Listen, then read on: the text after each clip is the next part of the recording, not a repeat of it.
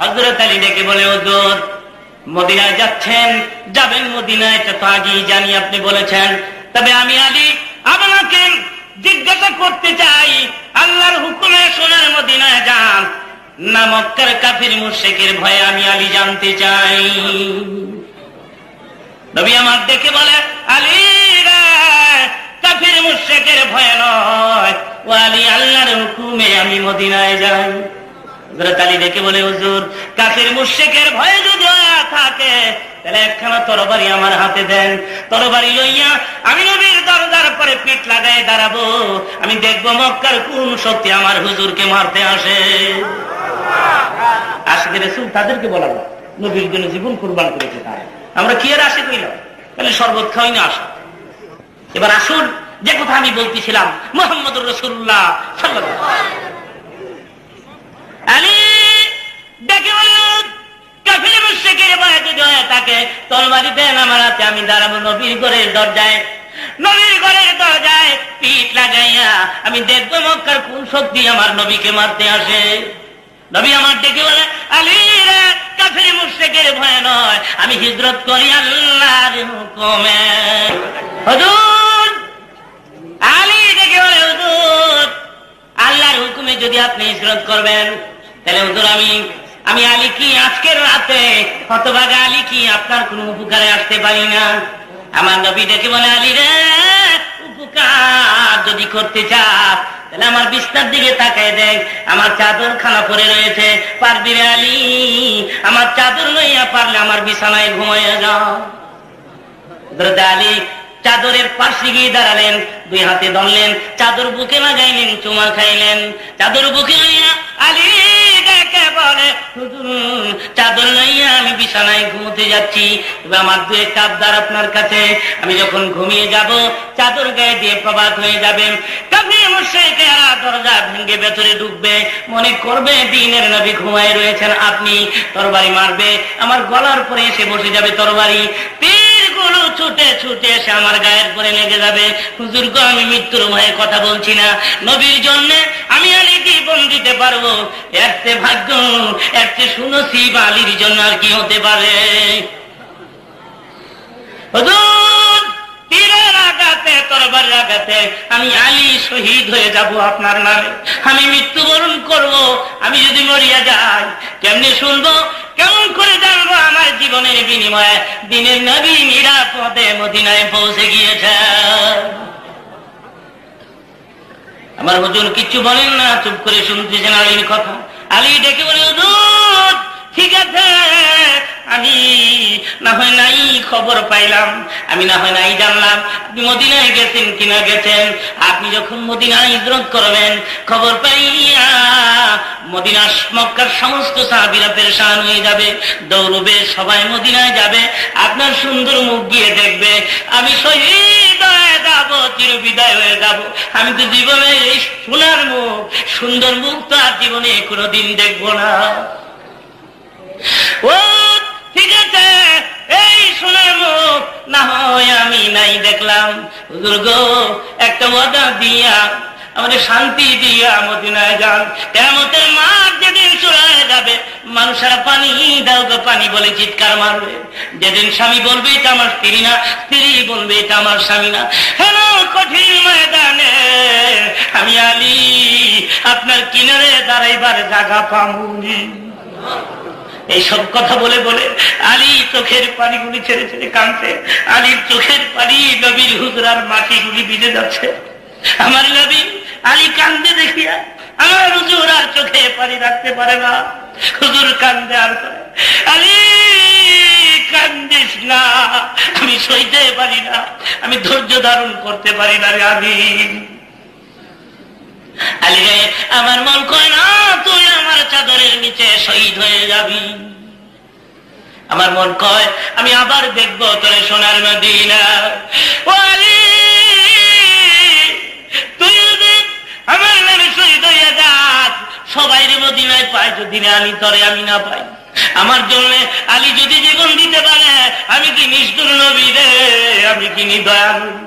আমি কেমনি বুলবুলে আলী তবে খুদার কসম খাইয়া মদিনার পথ ধরলাম, কিয়ামতের মাঠে আমি আমার আলী সারা জান্নাতে কদম দিব না।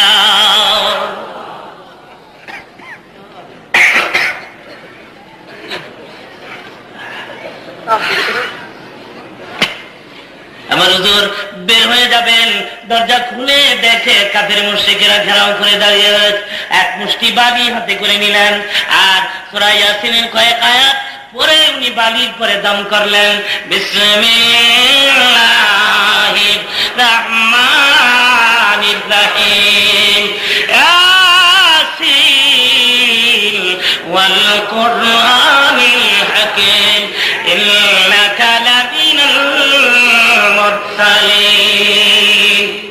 সূরা ইয়াসিনের কয়েক আয়াত উনি তেলাওয়াত করলেন, অতঃপর বালির পরে দম করে দিলেন, বালির পরে দম করলেন, বালিগুলি ধরিয়া কাফির মুশরিকের চেহারা লক্ষ্য করে আমার নবী মেরে দিলেন। বালিগুলো কাফির মুশরিকের চোখের পরে ঢুকিয়া যায়, কাফির মুশরিকরা অন্ধ হয়ে যায়। আমার নবীকে ধরবে দূরের কথা, দেখার নসিব হলো না। আল্লাহ পরবর্তীকালে ওয়াজ করে তার বন্ধুকে বলতেছেন, মা রামাইতা ইয রামাইতা ওয়ালাকিন্নাল্লাহ রামা। হাবিব, নিশ্চয়ই স্মরণে আছে তোমার সে রাত্রির কথা, নিশ্চয়ই তুমি ভুলে যাও নাই যে এক মুষ্টি বালি হাতে করে কাফের মুশরিকের চেহারা লক্ষ্য করেন তুমি মেরেছিলে, মারার দায়িত্ব ছিল তোমার। আর বন্ধু হে, মারার দায়িত্ব ছিল তোমার। আর ধুলাবালিগুলি ধরিয়া ধরিয়া কাফের মুশরিকের চোখের ভিতরে ঢুকায় দেওয়ার দায়িত্ব ছিল আমি আল্লাহ। জোরে বলেন সুবহান। আমার নবী হঠাৎ করে কামরার দিকে ফিরে এসে বলে, আলী রে, একটা কথা বলতে আমি ভুলে গিয়েছিলাম। আরে ডেকে বলে, হুজুর আবার কি বলার বাকি রয়েছে, মেহেরবানি করে বলেন। নবী আমার ডেকে বলে, ও আলী, মক্কার বহু মানুষের আমানতের মাল আমার কাছে রয়েছে। জোরে এখন সুবহানাল্লাহ। দেখেন আমানতের মালের প্রতি আল আমিনের কত সুন্দর দৃষ্টি। ইচ্ছা করলে নবী পারতেন, ও কাফের মুশরিকরা, আমি তোদের জুলুম অন্যায় অত্যাচারে বাধ্য হচ্ছি মদিনায় হিজরত করতে, তোদের টাকা করি, পয়সা করি, স্বর্ণ হীরা মানে কি যা কিছু আমার কাছে আমানত রাখত সব লইয়া আমি মদিনায় চম্পট দিলাম। পারতেন কিনা জোরে কোন? আমরা যে কোয়ালিটির মুসলমান হইছি, আমাদের মতো যদি হইতেন রাসূল তো তাই করতেন। দেখে বলে, আলী রে, মক্কার বহু মানুষের আমানতের মাল আমার কাছে রয়েছে। আলী, আমানতের মালগুলো পাওনা মালিকের ঘরে ঘরে যাইয়া তাদের হাত পর্যন্ত সকাল বেলায় পৌঁছাই দিবিনি, ওয়াদা দে। আলী মুস্কি মুস্কি আসে আর কয়, হুজুর আমি ওয়াদা দিলাম। হযরত আলী বলেন, আমি নিশ্চিন্তায় চাদর নিয়ে ঘুমাইলাম। আগে একটু চিন্তিত ছিলাম, না জানি রে আমি শহীদ হইয়া যাই।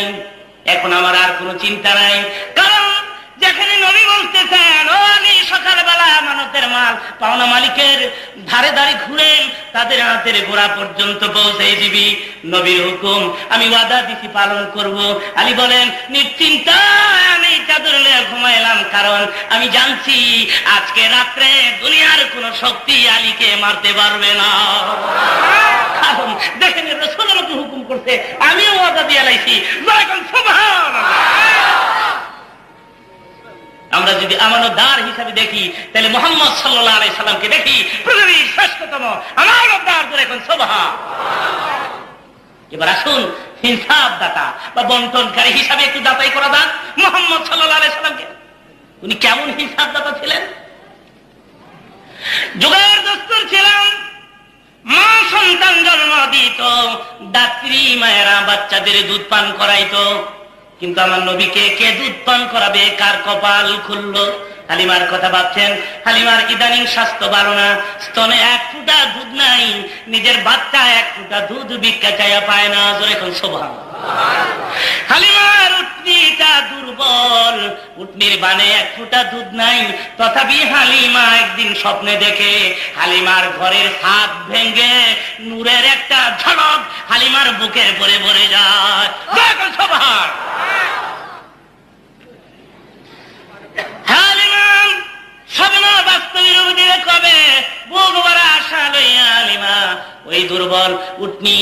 মূর্তির পরে সুয়ার হয়ে পথযাত্রা ধরলেন মক্কা নগরে। আর অন্য অন্য যাত্রীরা নিজেদের শক্তিশালী তাজা উটগুলো হাঁকাইয়া হাঁকাইয়া মক্কার বড় বড় ধনীদের ছেলে পেলে কালেকশন করে নিয়ে গেছে।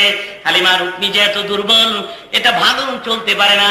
সকলার পরে মক্কা নগরে হাজির হয়ে গেলে গিয়ে দেখে ধনীদের ছেলে পেলে একটাও নাই। এবার পথ দিয়ে চলছে হালিমা একা একা। ওই পথের মাঝে দাঁড়িয়ে আছে এক ব্যক্তি, একটি শিশু সন্তান কোলে করে, উনি মুহাম্মাদুর রাসূলুল্লাহ। হালিমা ওই পথ দিয়ে যাচ্ছেন। আব্দুল মুত্তালিব দেখি বলেন, কি নাম তোমার? আমার নাম হালিমা। তুমি কি যাত্রী? কাহা? হালিমা গো, আরো বহু যাত্রী এই রাস্তা দিয়ে গেছে, এটা আমার নাতি গো হালিমা। তার বাপ নাই, এতিম। এতিম শুনিয়া অন্য অন্য যাত্রীরা আমার নাতি গ্রহণ করে না, কারণ এতিম। এতিম শব্দ শোনার পরে কোন যাত্রী আমার নাতিকে গ্রহণ করতে রাজি হয় না। ও হালিমা শোনো, তুমি শোনো, যদিও আমার নাতি এতিম, কিন্তু আমি তো আছি, আমি তার দাদা লাগি, আমি এক পয়সাও তোমারে কম দিব না। উপঢৌকন, দামি উপঢৌকন আমি তোমাকে দিয়ে দিব। তবে শোনো, আমি তো টাকা দিব, উপঢৌকন তোমারে দিব, সব দিব গো হালিমা। তথাপি একটা কথা আমি তোমারে বলতে পারি, হালিমা গো, আমার নাতি দুধ পান করাইলে তোর কপাল খুলবে। হালিমা বলে, কথাগুলো আমাকে তাসির করলো, আমার দিল নরম হয়ে গেল। আর আমি দুইটা হাত বিছাই দিলাম, দেন দেন তো এতিম মুহাম্মদকে আমার কোলে দেন। হালিমা নিজের জীবনে বহু শিশু সন্তান আমি আমার কোলে লইছি, বুকে লইছি, আমার বুক ভরে না। মুহাম্মদকে যখন আমি দুই হাতে আমার বুকের পরে ছাপ দিয়েছি, আমার পুরা বুকটা ভরে গেছে। কিছুক্ষণ আগে আমার নিজের সন্তান আমার স্তন থেকে এক ফুটা দুধ ভিক্ষা চাইয়া পায় না। মুহাম্মদ আমার বুকে আসার সাথে সাথে উভয় স্তন দুধে ভরে যায়।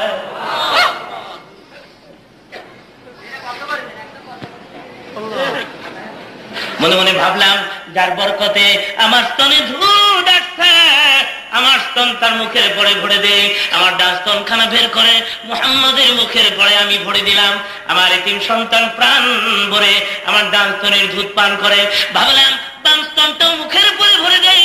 আশ্চর্য, হাজারো চেষ্টা করে আমি ব্যর্থ হইলাম, বাম স্তন আমি মুহাম্মদের মুখের পরে ঢুকাতে পারলাম না। পরবর্তীকালে আমি ডেকে বলেছিলাম, ও বাবা জীবন, তুমি আমার ডান স্তনের দুধ পান করেছ। বাবা গো, বাম স্তনের তুমি কি জন্য পান করো নাই? আমার নবী বলে দিতেন, মা আমি ডান স্তনের দুধ পান করে বাম স্তনের দুধ তোমার ছেলে আমার ভাইয়ের জন্য রেখে দিতাম। তবে আসতে শুধু তাই নয়, আমার হুজুর যদি উভয় স্তনের পরে মুখ লাগাই দিতেন, তাহলে হালিমার সন্তান জীবনে কোনোদিন স্তনের পরে মুখ লাগাইতো না। কারণ যে স্তনে মুহাম্মদ মুখ লাগাইছে, ওই স্তনে মুখ লাগানো